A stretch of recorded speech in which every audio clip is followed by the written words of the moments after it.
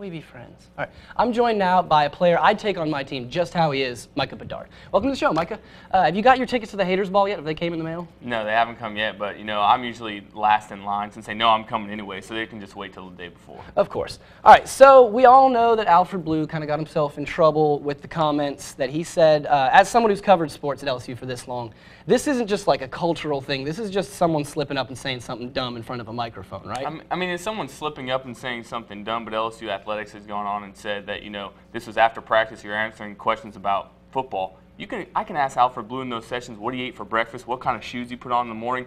You got to have him prepared for something like this. This isn't some topic that just came up the day before or the day after. I mean, this is something that's timely, and it wasn't a controlled response, and you got to have them prepared to answer those questions. Oh, I know. I've seen people on Tiger droppings everywhere trying to snipe the reporter for saying, hey, he's just cherry-picking quotes. And I take issue with that. What about you? Well, when he came out with his apology and said the referee left out my end of the quote, that led them to release the audio. And I thought the audio, if you listen to just the way he talks and the way he said, that made it worse. So I don't think he twisted any quote. Maybe he should have put that one at the end, but I don't see any foul play there. I mean, it was a story. It was definitely news. It had to be written. I mean, and he slipped up. He's a young kid. He said something dumb. He'll come back to that. Don't worry. It's still not dumber than what Chris Culliver said. Can we hear that? Can we please get the world's dumbest comment, Courtney?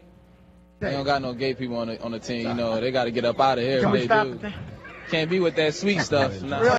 Oh, it's none of the sweet stuff. That's just awful.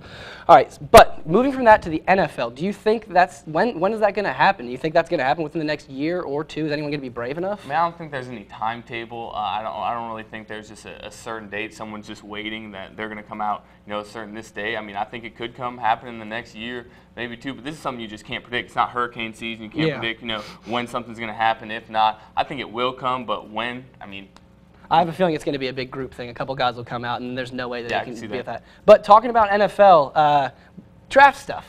Who do you think is going to be the best Tiger coming out of the draft into the NFL? Well, Barkevious Mingo is definitely going to be the first Tiger taken. Kevin Minter's probably going to go later in that first round. But I think the best Tiger is Eric Reed. I think this year everyone said his stats were better. Everyone said he played worse this year. I think he had to make up for more of the slack with Tyrann Mathieu. I think Reed transitions. I think that sophomore year he had, he was the best player on that defense. I think Eric Reed's going to be the next great LSU safety. LaRon Landry, other guys like that. I think Reed's next in line. Well, and another thing that guys that don't see him around campus know is that this dude studies. Like, I've seen him at Thursday, Friday nights at 10:30. Dude's got like a 3+ in business. Someone's going to be really, really happy with him.